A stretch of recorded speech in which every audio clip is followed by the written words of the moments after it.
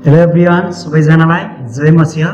फेरि म तपाईँहरूको माझमा एउटा छोटो प्रवचन लिएर आएको छु र आज म यहाँहरूको माझमा अत्यन्तै महत्त्वपूर्ण सन्देश लिएर आएको छु र मलाई लाग्छ यहाँहरूले यो सन्देशलाई, यो प्रवचनलाई अन्तिमसम्म सुन्नुहुनेछ र आशिषित हुनुहुनेछ। यो एकदमै अन्तिमको समयमा एकदमै महत्त्वपूर्ण सन्देश रहेको छ।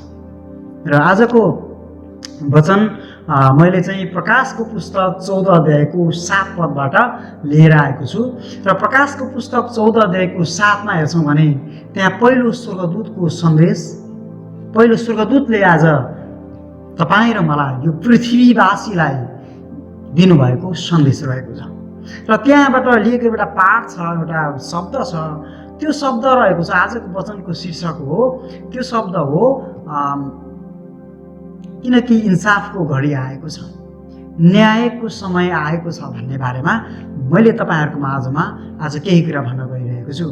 यो संसार बितेर जानेछ, यो संसार अमर छैन।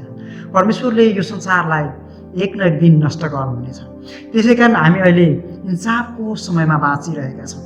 जब यूहन्ना पत्मोसको टापुमा दर्शन देख्दै हुनुहुन्थ्यो, त्यहाँ प्रभु येशू ख्रीष्टले प्रकाश दिनुभयो र चाहिँ उहाँले देख्नुभयो कि इन्साफको घडी आएको छ, न्यायको समय आएको छ भन्ने कुरा उहाँलाई थाहा भयो। र हामी सबैजनालाई थाहा भएको कुरो हो कि न्यायको समय सुरु भइसकेको छ।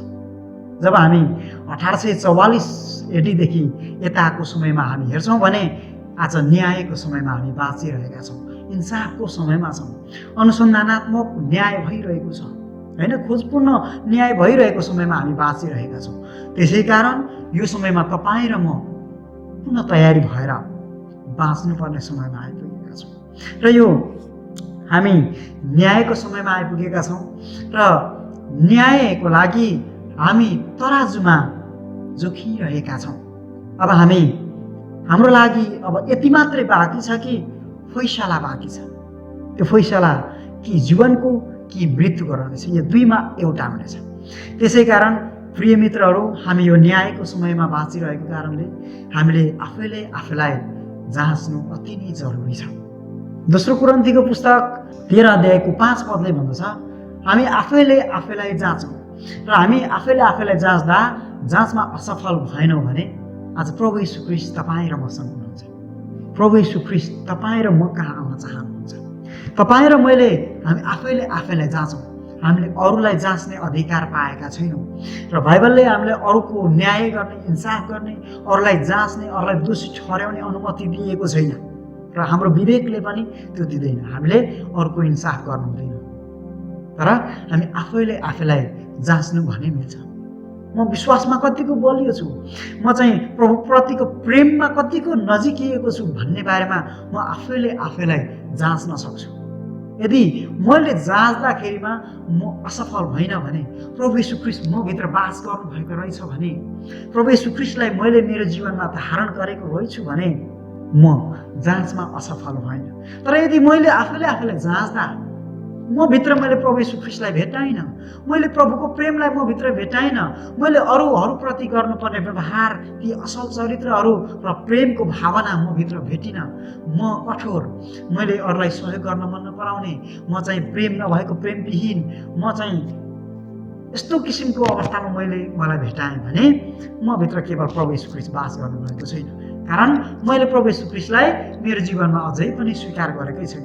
मैले मेरो मुखले मात्रै प्रभु प्रभु भनेर पुकारिरहेको हुन्छु। त्यसै कारण आज हामीले हाम्रो हृदयलाई जाँच गरौँ र प्रभु येशू ख्रीष्ट म भित्र हुनुहुन्छ कि हुनुहुन्न भन्ने कुराको हामी जाँच गरौँ र जाँचमा असफल भएनौँ भने आज प्रभु येशू ख्रीष्ट म कहाँ हुनुहुन्छ। पावलले भन्नुभएको छ गलाती 2:20 मा, अब उपरान्त जिउने म होइन तर ख्रीष्ट ममा जिउनुहुन्छ।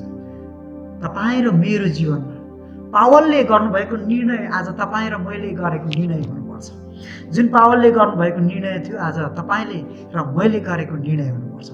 म अब उपरान्त म होइन, मेरो जीवनको मालिक म आफै होइन, मेरो जीवनको मालिक पहिला म नै थिएँ र ममा स्वार्थ लुकेको थियो र मैले सबै कुरा, धन दौलत, असल खुसी, आनन्द, सबै कुरा चाहिँ मेरै हो, मै हुँ भनेर सम्झेको थिएँ। अब उपरान्त जब ख्रीष्ट म भित्र जिउनुहुन्छ नि, तब मेरो जीवनको मालिक अब उपरान्त म होइन, तर प्रभु येशू ख्रीष्ट। अब म खुसी, मेरो खुसी त्यो मैले कमाएको खुसी होइन, प्रभुले दिनुभएको खुसी। यसरी प्रभुको खुसी हामीले प्राप्त गर्नुपर्छ र म भित्र भएको स्वार्थ, त्यो म भन्ने भावनालाई पूर्ण रूपमा किल गर्नुपर्छ, मार्नुपर्छ, अनि मात्रै मैले नयाँ जीवनको सुरुवात गरेको हुन्छु। रोमीको पुस्तक 13:14 भन्छ, प्रभु येशू ख्रीष्टलाई धारण गर। आज तपाईँ र म प्रभु येशू ख्रीष्टलाई धारण गर्नुपर्छ। प्रभु येशू ख्रीष्टलाई धारण गर्नु भनेको के हो त? उहाँको चरित्र गुणहरू मबाट प्रकट हुनु हो र पवित्र आत्माको फलहरू मेरो जीवनमा हुनु, साँचो दागको बोटसँग एक हुनु, धेरै फल फलाउनु। यदि उहाँसँग हामी एक भएनौँ भने, प्रभु येशूको नजिक भएनौँ भने हामी उहाँबाट छुट्टिएका हुन्छौँ र हामीले फलहरू फलाउन सक्दैनौँ। त्यसै कारण प्रिय मित्रहरू, आज प्रभु येशू ख्रीष्टसँग हामी एक हुन जरुरी छ, किनकि आज न्यायको समयमा हामी बाँचिरहेका छौँ। न्यायका 3 चरणहरू छन्। म आज न्यायका 3 चरणहरू विशेष म यहाँलाई भन्न गइरहेको छु र ती न्यायका 3 चरणहरू छन्। एउटा क्रुसको मृत्युद्वारा न्याय, र अर्को स्वर्गमा धर्मीजनहरूको न्याय, र अर्को तेस्रो चरणको न्याय रहेको छ दुष्टहरूको अन्तिम न्याय। अब म यसको बारेमा थोरै तपाईँहरूलाई व्याख्या गरेर सुनाउन चाहन्छु कि क्रुसको मृत्युद्वारा न्याय। यूहन्नाको पुस्तक 9 अध्यायको 39मा प्रभु येशू ख्रीष्टले भन्नुभयो, म न्यायको लागि यस संसारमा आएको हुँ भनेर उहाँले भन्नुभएको छ र उहाँले क्रुसमा पहिलो चरणको न्याय सिद्ध्याउनु भएको छ, पूर्ण गर्नुभएको छ। उहाँले क्रुसको मृत्युद्वारा हामीलाई कति धेरै प्रेम गर्नुहुन्थ्यो भन्ने कुरा सारा ब्रह्माण्डको सामुन्ने प्रकट गर्नुभएको छ, प्रमाणित गराउनु भएको छ कि प्रभुको प्रेम आज तपाईँ र म जस्तो पापीलाई, तपाईँ र म जस्तो अघोरीलाई, तपाईँ र म जस्तो दुष्ट मानिसलाई कति धेरै परमेश्वरले प्रेम गर्नुहुन्छ भन्ने कुरा, प्रेमको प्रमाण आज प्रभु येशू ख्रीष्टले क्रुसद्वारा प्रकट गर्नुभएको छ। सारा ब्रह्माण्डले हेरिरहेका थिए स्वर्गको युद्ध, स्वर्गमा भएको लुसिफर र मिखाएलको युद्धदेखि नै कति स्वर्गदूतहरूले शङ्का गरिरहेका थिए। अन्य ब्रह्माण्डका प्राणीहरूले शङ्का गरिरहेका थिए के लुसिफरले भनेको परमेश्वर प्रेम हुनुहुन्न, परमेश्वरले अन्याय गर्नुहुन्छ भनेर जुन दोस्याएका थिए लुसिफरले, र चाहिँ 3 भागको 1 भाग स्वर्गदूतहरूलाई आफ्नो पक्षमा पारेका थिए ती लुसिफरले। आज त्यही शङ्का र उपशङ्का विभिन्न स्वर्गदूतहरूलाई र अन्य ब्रह्माण्डका प्राणीहरू कहाँ पनि थियो।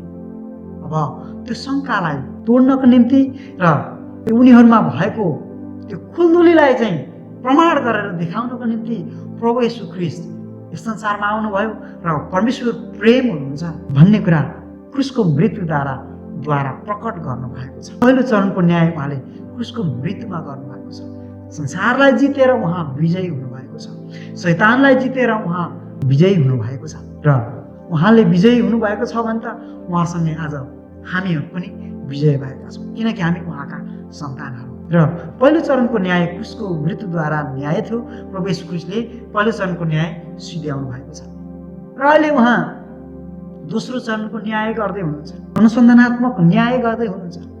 दानियलको पुस्तक 7 अध्यायको 9 र 10मा हेर्छौँ भने त्यहाँ न्यायको निम्ति अदालतको बैठकहरू बसे र अदालतको बैठकमा चाहिँ पुस्तकहरू खोलिए। जीवनको पुस्तक, अभिलेखको पुस्तक, सम्झनाको पुस्तक, यी पुस्तकहरू खोलिएको छ र न्याय गर्ने क्रम सुरु भएको छ। आज आदमदेखि लिएर अहिलेको समयसम्म प्रभु येशू ख्रीष्टको दोस्रो आगमनसम्म बाँचिरहेका धर्मीजनहरूको न्याय फटाफट भइरहेको छ।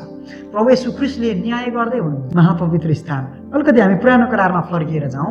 जब मानिसहरूले पाप गर्थे तब एउटा थुमा लिएर आउनु पर्थ्यो र चाहिँ पवित्र स्थानमा आएर त्यो थुमामाथि चाहिँ थुमाको शिरमाथि आफ्नो हात राखेर आफूले गरेका पापहरूको स्वीकार गरेर थुमालाई मार्नु पर्थ्यो।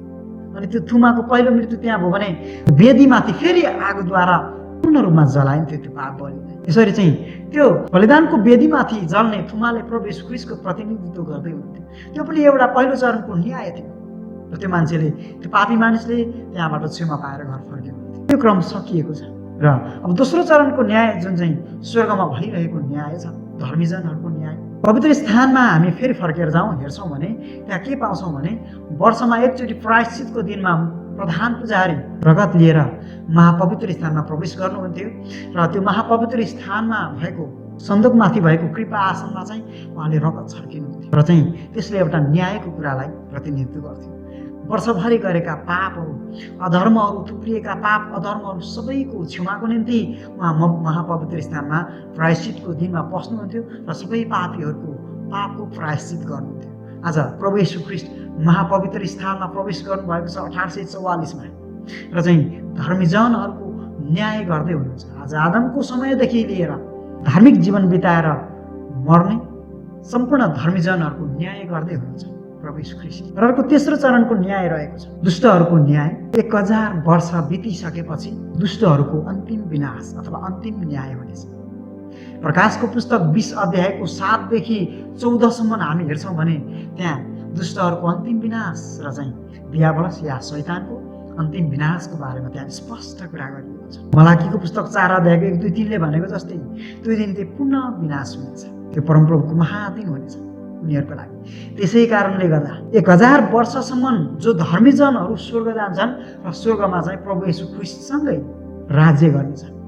ती पापीहरूको न्याय गर्नेछन्। प्रकाश 20:4ले भन्दछ कि ती धर्मीजनहरू पनि प्रभु येशू ख्रीष्टसँगै सिंहासनमा बसेर उनीहरूले पनि न्याय गर्नेछन्, दुष्टहरूको न्याय गर्नेछन्। र ती 1000 वर्षको समय अवधि सकिएपछि प्रभु येशू ख्रीष्ट र धर्मीजनहरूको फेरि नयाँ यरुशलेममा प्रवेश हुनेछन् र ती नयाँ यरुशलेम लिएरमा यस पृथ्वीमा आउनुहुनेछ, जैतुनको डाँडामा आउनुहुनेछ पृथ्वीमा, र यो पृथ्वीलाई नयाँ पार्नुहुनेछ। त्यो बेलामा शैतान र दुष्टहरूको अन्तिम विनाश हुनेछ 1000 वर्षपछि। र आदमदेखिको दोस्रो आगमनसम्म अनुग्रहको ढोका बन्द नहुन्जेलसम्म गरेका ती दुष्ट कामहरू र त्यो बेलासम्मका ती सबै पापीहरूको न्याय गरिनेछ त्यो बेलामा, अनि उनीहरूको पुनः विनाश हुनेछ। त्यसै कारण प्रिय मित्रहरू, आज हामी इन्साफको समयमा बाँचिरहेका छौँ, न्यायको समयमा बाँचिरहेका छौँ। हामी आफैलाई जाँचौँ, किनकि न्याय परमेश्वरकै घरानाबाट सुरु हुनेछ। हेर्नुहोस्, आज तपाईँ र मेरो न्याय हुनेछ, तपाईँ र म पनि त्यो न्यायमा पर्नेछौँ। र त्यो न्यायमा हामी कस्तो अवस्थामा हुन्छौँ त? के प्रभु येशू ख्रीष्टको रगतले हामी क्षमा पाएका छौँ त? प्रभु येशू ख्रीष्टले गर्नुभएको मध्यस्थकर्ता हाम्रो निम्ति योग्यको ठहरिएको छ त? त्यो कुरालाई हामीले सोचौँ। आज प्रभु येशू ख्रीष्टले गर्नुभएको त्यो मध्यस्थता, प्रभु येशू ख्रीष्टले गर्नुभएको त्यो वकालतलाई हामीले कहिले पनि तुच्छ नठानौँ। उहाँले गर्नुभएको त्यो न्यायलाई हामी सधैँ आदर गरौँ, परमेश्वरमा प्रेममा रहौँ र हामीले असल कार्यहरू गरौँ, किनकि परमेश्वर अदृश्य परमेश्वर हुनुहुन्छ, सर्वव्यापी परमेश्वर हुनुहुन्छ। तपाईँ र मैले गरेका सबै कामहरूको लेखाजोखा उहाँको हातमा छ। त्यसै कारण हामी न्यायको समयमा छौँ, असल काम गरौँ, प्रेमपूर्ण भावना बोकेर अगाडि बढौँ, हामी एकले अर्कालाई असल व्यवहार गरौँ, परमेश्वरप्रति आज्ञाकारी हौँ, उहाँको भय मानौँ, उहाँलाई प्रेम गरौँ। हामी यो अन्तिमको समयमा यसरी तयारी हौँ र अरूलाई पनि तयारी गरौँ। र आजको मेरो वचन यति नै रहेको छ। प्रभुले यहाँ सबैजनालाई धेरै आशिष दिनुभएको होस्। जय मसीह।